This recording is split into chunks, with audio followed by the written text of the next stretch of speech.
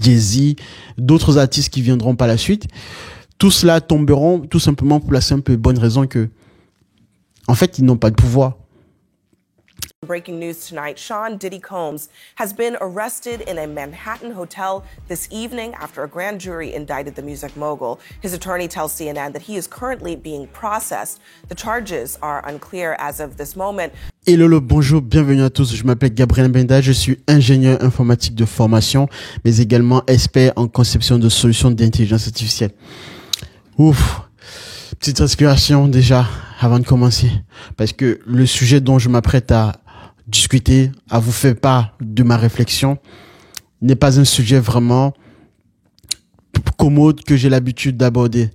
Toujours néanmoins, je pense qu'il y a des leçons à tirer, comme toujours, parce que je pense que la société nous en donne beaucoup d'informations lorsqu'il s'agit de ce genre d'affaires.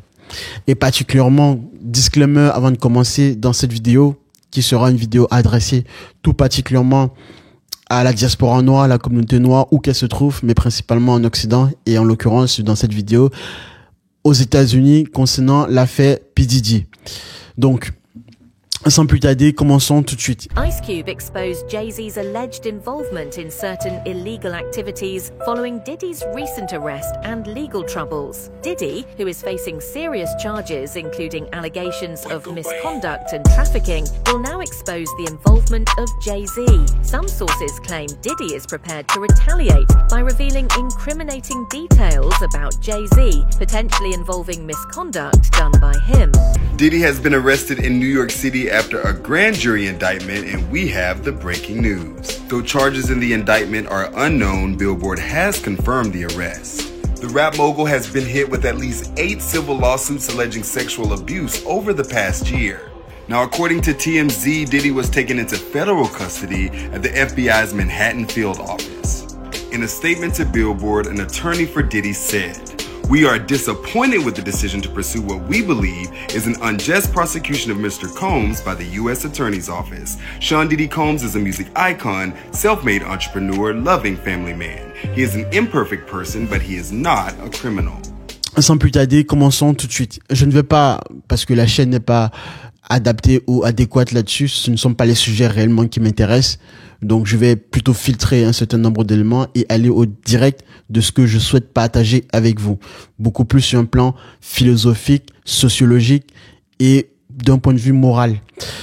Donc, précisément sur cette affaire, le rebondissement en date, c'est le fait que effectivement P. Diddy est accusé par, cette fois-ci, déjà par le passé, par des crimes d'agression sexuelle. Mais la plainte qui a défrayé la chronique est celle qui est visée ou qui le vise par une actrice de film pour adultes. Donc c'est cette plainte-là qui a donc donné lieu à son arrestation en date du 16 lundi en New York. Et le contexte, il est celui-ci. Vous le savez déjà, pour ceux qui ont cliqué sur cette vidéo, savent déjà le contexte, donc je ne vais pas m'appesantir là-dessus. Maintenant, j'ai quelques points bien précis à vous adresser. Pourquoi cette fois-ci dans la communauté noire, quand on regarde particulièrement avec un tout petit peu d'attention, on pourrait se questionner sur l'origine de ce type d'affaires. Vous pouvez regarder pour ceux qui ont une mémoire un tout petit peu, si on fait un petit arrêt dans le passé, à Kelly déjà, même chose, quasiment, toujours agression sexuelle, toujours cette forme, même Michael Jackson déjà à l'époque. Mais toujours est-il qu'on retrouve toujours cette rame. Et in fine, je pense que vous pouvez déjà être quasiment sûr que P. Diddy, son cas, il est réglé, donc il va terminer. Et ça, en tout cas, c'est mon avis personnel, ses jours en prison. Mais ça, c'est pour moi, c'est si on voit les choses ainsi, on passe au devant de ce qui doit être révélé et ce qui doit être analysé. Quand on regarde de manière sociologique la communauté noire aux États-Unis, alors je ne cherche pas des excuses à premier abord, je sais juste de poser un certain constat pour après effectivement éventuellement avoir quelques explications de pourquoi on en arrive là, à ce genre de situation où certains individus se servent de leur célébrité, il faut le dire, donc d'une certaine forme de pouvoir, d'abus de pouvoir pour agresser généralement des femmes ou des personnes faibles d'esprit. Et ici, on peut regarder que quand on regarde de la sociologie américaine, donc de la communauté noire, le père est généralement absent. Déjà, en tout cas, pour un bon nombre d'années. Je pourrais revenir dans d'autres vidéos pour vraiment vous expliquer là-dessus. Mais je vais quand même, puisque cette vidéo est très très courte, aller rapidement. Vous allez comprendre. Généralement, le père est absent, soit il est en prison, pour des raisons que l'on connaît. Bien sûr, effectivement, on peut parler du racisme, mais il n'y a pas que ça. Parce que c'est aussi parfois une excuse qui est trop brandie devant auprès de certaines personnes pour excuser un bon nombre de méfaits. Bref, le père est absent, soit il est en prison, soit il s'est échappé, enfin il a quitté la relation et laissant ainsi la maman élever le garçon ou ses enfants seuls. Et tout en sachant que on sait très bien le poids que pose le poids d'élever ou d'éduquer un garçon, tout particulièrement pour une femme célibataire, dans ce contexte de violence du capital au sein de la communauté américaine, tout particulièrement. Généralement, on peut regarder, quand on regarde, que ce soit même les basketteurs, les sportifs américains, des footballeurs américains, donc ces rappeurs tout particulièrement, vous regardez toujours le même schéma. Vous observez la même structure familiale. Après qu'ils aient reçu de manière capitaliste d'un point de vue de richesse financière, je précise bien, parce que il faut bien dissocier la richesse financière de la vraie richesse pour moi, parce que ça c'est aussi un leurre qui est parfois tendu constamment à la communauté noire, surtout aux États-Unis, mais pas que, mais qui touche particulièrement la communauté noire, en faisant croire que la richesse financière équivaut la richesse. Non, ça c'est juste une partie de la richesse. Parce qu'effectivement, ne pas confondre le fait d'avoir de l'argent qui permet de vivre confortablement avec la richesse pour moi qui est beaucoup plus globale, qui réunit aussi un ensemble de valeurs morales. Donc, je vais pas trop digresser, mais je reviens un peu plus dans le sujet. Je voulais préciser, même structure sociologique que l'on rencontre.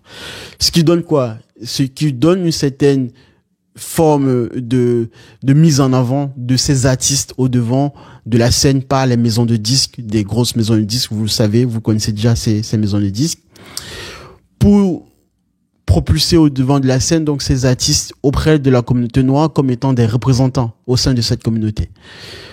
Pour moi, tout de suite, je vous le dis, ce ne sont pas des représentants, ce sont des archétypes du spectacle. Faudrait les prendre comme tels et s'arrêter là. Ainsi. Archétype du spectacle. Effectivement, dans le monde du spectacle, dans le monde du capital, dans le monde du capitalisme, on en a besoin pour, dans certains moments, être dans une forme de récréation. Mais toujours à ne pas confondre. Le problème là-dessus vient lorsqu'on confond le spectacle avec la réalité. Quand vous allez au théâtre, vous regardez une scène de théâtre ou un film d'horreur ou un film de violence, vous savez très bien que vous êtes dans une représentation, dans une fiction. Vous ne mélangez pas, en tout cas pour des personnes saines d'esprit, vous ne mélangez pas cette représentation avec la réalité lorsque vous sortez du théâtre. C'est la même chose ici. Le problème, c'est que nous sommes tellement allés très loin surtout particulièrement, donc ce fléau touche particulièrement la communauté noire, certains individus, bon, on va rester bien concis, au sein de la communauté noire, mais en tout cas une frange d'individus assez problématique pour révéler ce problème. Parce que quand vous écoutez certains textes, même tout particulièrement, j'écoute, je comprends l'anglais. Et, enfin bref, vous voyez bien que on n'est pas du tout dans une forme de musique d'élévation de la communauté ou de propagation d'un message ayant des valeurs morales qui permet d'avoir une certaine forme d'abnégation, de motivation et de compréhension de la vie de manière générale. On est beaucoup plus. Alors, je ne vais pas prononcer certains mots qui pourraient faire éjecter cette vidéo sur cette chaîne, mais on est plutôt dans la partie frivole avec des mots violents sur déjà parfois une certaine, enfin il faut le dire, misogynie, effectivement, de qualification de la femme en des termes très peu adéquats, très peu élogieux. Ça c'est le moindre, c'est la moindre des choses qu'il faudrait signaler là-dessus. Et une glorification de la violence, tous azimuts, sur tous les plans, que ce soit le côté financier, la barbarie, le fait de dominer, mais toujours dans l'excès négatif, bien sûr. Et ces textes, en fait, pullulent dans toute la galaxie de ce que l'on appelle aujourd'hui le rap ou le rap game, si vous voulez. Donc, voilà aussi un aspect pour planter le décor, parce qu'il est utile de préciser les choses ainsi. Un autre point aussi que je souhaite aborder, toujours dans cet élan. J'ai parlé des archétypes du spectacle, donc c'est-à-dire pour moi des fausses représentations qui sont mises au devant de la scène pour dire que voici les leaders de la communauté noire, parce que c'est ça qu'on vous met en avant. Lorsque on demande aux États-Unis, enfin tout particulièrement dans la société américaine, lorsqu'il faut prendre de la parole sur des sujets sérieux, sur des sujets concrets, bien sûr il y en a certains qui sont dans la lutte ou qui sont dans le but d'élever cette communauté, mais toujours est-il que ce soit aux États-Unis ou en France, c'est pratiquement le même cas. On vous met au devant de la scène des rappeurs, des artistes, des footballeurs qui ne devraient pas être à cette place-là pour évoquer ou pour prendre la parole en premier plan, je précise. Je ne dis pas que personne ne peut prendre la parole sur n'importe quel sujet. La preuve, j'en parle ici. Je dis simplement que dans certains moments, la parole doit être donnée ou prise par des personnes qui devraient l'avoir, à des personnes légitimes, parce que ayant tout simplement travaillé sur le sujet, ayant des compétences, et donc légitime de prendre la parole et s'adresser à la masse dans ce cadre-là. Le problème, c'est que dans cette communauté, aux États-Unis et même en France, vous remarquez qu'il y a une forme de distorsion, d'incompréhension, d'incohérence sur des sujets sérieux lorsqu'il s'agit d'évoquer des problématiques au sein de cette communauté noire. Et c'est en ce sens que ces rappeurs, pour moi, ou cette footballeurs, ces ballers, comme on dit, ne sont pas des figures adéquates pour pouvoir s'adresser ou pour pouvoir faire figure de proue au sein de la communauté noire. Donc, les archétypes du spectacle, j'ai précisé. Et d'autant plus que quand vous regardez avec les réseaux sociaux, étant donné que les réseaux sociaux, on le sait déjà, ça crée de la débilité pour la plupart. Les contenus qui sont générés sur les plateformes TikTok, etc., vous remarquez que la communauté noire, principalement, produisent des vidéos et des membres de cette communauté sur toujours des choses vraiment débiles, je précise. Voilà. Je m'en fous, en fait, si vous ne prenez pas, si cela vous dérange. En tout cas, quand vous comparez, vous prenez une vidéo où on parle d'éducation, et où on parle, par exemple, où on fait de la musique, du rap, etc. Quand vous mettez les choses sur la balance, vous voyez qu'il n'y a pas photo, en fait. C'est la débilité qui l'emporte. Bien sûr, ça touche toutes les communautés, ça touche, on va dire, pratiquement tout le monde, mais toujours est-il qu'au sein de cette communauté, comme je l'ai dit, je le précise, c'est particulièrement problématique. Et c'est là où, véritablement, le problème est encore plus criant. Voilà. Donc, ces artistes-là vont, à travers leur image, entraîner ou drainer toute une masse à le suivre, parce qu'effectivement, qu'est-ce qu'on leur montre? On leur montre, en fait, une certaine forme de vie, d'opulence, de l'argent facile, effectivement. Donc, des personnes entourées toujours des belles femmes ou des femmes toujours avec des formes particulièrement qui dépassent, en tout cas, la normalité. Mais toujours dans cet excès ostentatoire pour prouver que je domine, j'ai de l'argent et donc par conséquent, je peux faire ce que je veux, je dis ce que je veux et j'en ai rien à cirer de ce que tu penses. Globalement, c'est ça le message qui est renvoyé.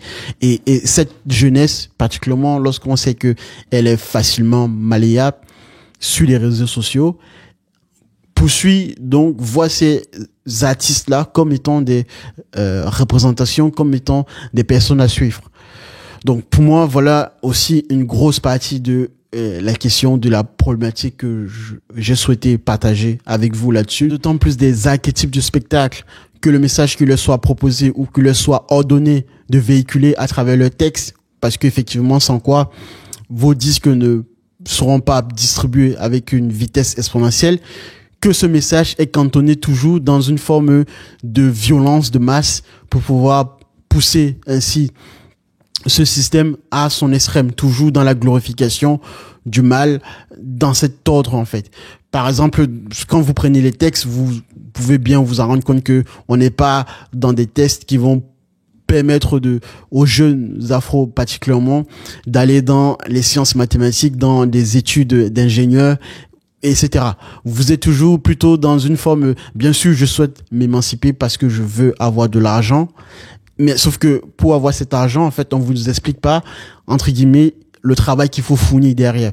On vous montre simplement la finalité et on ne vous dit pas ce qu'il faudrait faire. D'où le fait que quand on vous montre des personnes ayant une certaine forme de notoriété, tel que c'est le cas avec ces artistes, entourés de belles femmes, de grandes maisons, de grosses voitures, etc., ils vous font croire que tout cela est facile à avoir et à obtenir parce qu'effectivement, il suffit de se mettre dans une forme de posture, de glorification du rap à travers un certain type de texte bien précis.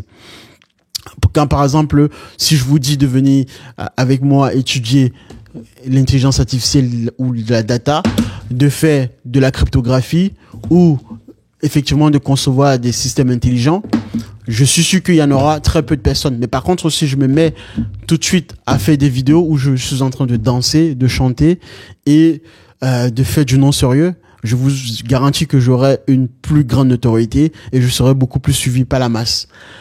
Moi, ça ne m'arrange pas. En tout cas, ce ne sont pas mes valeurs. Je ne suis pas contre le fait de parfois s'amuser, etc. Mais toujours est-il, comme je l'ai précisé au début de mon message, de bien distinguer ce qui fait partie d'un cadre de récréation, du frivole et du sérieux. On peut faire du sérieux et également du frivole en même temps, tout en cohabitant, en étant complémentaires. Mais lorsqu'on verse tout particulièrement dans l'excès de la violence, dans l'excès toujours de proposer ou de glorifier un certain cadre du mal, je ne suis plus en accord avec ce message. Donc voilà ce que je souhaiterais préciser aussi. Maintenant, je vais finir et conclure ici avec ce que l'on peut qualifier de vrai pouvoir ou de vraie émancipation. L'émancipation telle que je la conçois et telle que je pense que les choses devraient y être. Si vous constatez ces artistes, donc, et j'ai cité A. Kelly, P. Diddy, et là, il y a des noms qui circulent. Bien sûr, on va pas entrer dans des allégations, mais vous avez entendu parler effectivement des noms comme du Jay-Z, d'autres artistes qui viendront par la suite. Tout cela tomberont tout simplement pour la simple et bonne raison que, en fait, ils n'ont pas de pouvoir. Ils n'ont pas, en fait, c'est la preuve justement de ce que je vous ai dit tout à l'heure comme étant archétype du spectacle. Parce que ils n'ont pas de pouvoir et donc ils sont propulsés au devant de la scène aussi rapidement parce qu'ils véhiculent un message qui doit être entendu par une certaine masse pour pouvoir produire de l'argent facile pour que l'industrie musicale, en l'occurrence ici, dans ce cadre, puisse se faire autant d'argent sur eux. Donc ils n'ont pas de pouvoir. Pourquoi aussi? Parce que c'est une preuve que à travers ce genre d'histoire, de révélation, c'est pas pour tomber dans une sorte de théorie du complot, bien sûr, c'est eux-mêmes déjà qui ont créé ça, donc ils sont fautifs, ils sont responsables. Moi, avec toutes ces accusations qui sont sur P. Diddy ou même sur A. Kelly, ils ont créé ces accusations, ils ont commis ces crimes. Et donc, ils doivent en payer, effectivement. Mais là où j'aimerais juste, si vous voyez la nuance à laquelle je veux faire référence, c'est que sachez que tout le milieu, entre guillemets, baigne dans le même spectacle. Simplement, c'est que eux, ils vont beaucoup plus tomber parce que ils n'ont pas de pouvoir et donc ils sont plus faciles à faire tomber. Ils sont d'autant plus faciles à faire tomber parce que ils ne comprennent rien à ce qui se passe parce qu'effectivement, ils sont aveuglés par le fait que on les flatterie. Le fait que on leur dise oui, vous êtes représentant de telle ville, vous avez, je ne sais pas, 800 millions de dollars dans votre compte bancaire. de l'argent, de la monnaie de singe, parce qu'effectivement, cet argent, en fait, il peut, pour comparer une maison de disques réellement qui possède le pouvoir, ça représente une goutte d'eau, tout simplement. Mais toujours est-il que cette forme d'aveuglisme, en fait, de représentation et d'accaparation du matériel leur fait croire que, en fait, ils détiennent le pouvoir à un certain moment donné. Et là où ils tombent de nu et comprennent effectivement qu'ils ne possèdent pas le pouvoir, c'est lorsqu'il y a ce genre d'affaires qui surviennent et malheureusement c'est trop tard. Et après ils commencent à venir dire qu'il y a peut-être certes un complot contre eux, mais bon, il fallait comprendre la chose dès le départ, à quoi tu jouais. Tu pleures d'autant plus parce que on t'a, entre guillemets, pris la main dans le sac. Toujours est-il que donc, voilà, en quelque sorte, la raison pour laquelle ces personnes tombent, parce qu'effectivement, ils sont faciles à faire tomber, parce qu'ils s'exposent à beaucoup de choses auxquelles ils ne devraient pas s'y exposer. Ils jouent à un jeu dans lequel ils ne comprennent pas les règles du jeu, et donc ils ne maîtrisent pas les codes réellement du vrai pouvoir.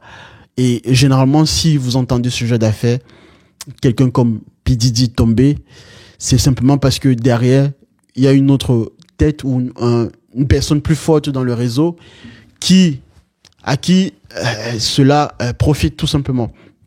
Comme on dit toujours, à qui profite le crime. Donc, je vais m'arrêter ici. Je pense que j'en ai assez dit. Et j'aimerais juste que le message soit entendu de cette manière, telle que je l'ai élaboré. Mettez déjà un like, partagez bien sûr, et bien sûr, vous pouvez commenter en dessous de la vidéo, toujours en respectant les règles de cette chaîne, les règles de bienséance, bien sûr. Sinon, moi, je vous bannis sur la chaîne. Donc, on se revoit la prochaine pour une autre vidéo explicative et j'essaierai d'aborder toujours, je précise, avec un angle de vue différent de ce que vous pouvez entendre sur des chaînes vraiment dédiées sur la partie vraiment frivole où on vous dira effectivement A. Kelly qui balance P. Diddy en prison ou Jay-Z qui est le prochain. Ça ne m'intéresse pas. Ça c'est des épiphénomènes. Pour moi, si vous êtes dans ce cadre-là, vous êtes encore particulièrement au début de compréhension de ce qui se passe réellement au sein de la vraie représentation du message que je souhaite prôner au devant de cette chaîne. Voilà, merci de m'avoir suivi, on se retrouve la prochaine, au revoir.